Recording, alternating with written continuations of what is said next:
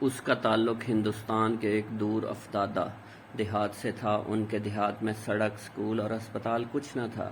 ان کی بیوی بیمار ہوئی، ہسپتال دور تھا۔ یہ بیوی کو اپنی پیٹھ پر اٹھائے پہاڑی راستوں پر چلتے شہر کی طرف جا رہا تھا کہ راستے میں بیوی کا انتقال ہو گیا۔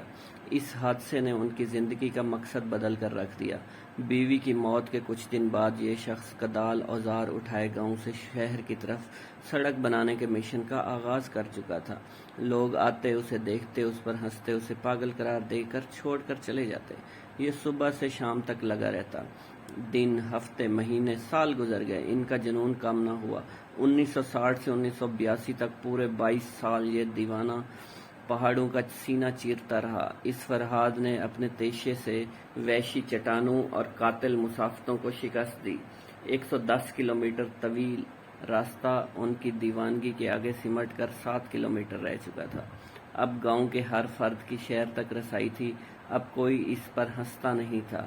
سب کی نگاہوں میں وقت کے اس فرہاد کے لیے شکریہ تھا۔ اس دیوانے کا نام وشرت مانجھی تھا۔ یہ ہندوستانی ریاست بہار کے گاؤں گلہور کا ایک عام مزدور تھا۔ 17 اگست 2007 کو دلی میں اس کا انتقال ہو گیا۔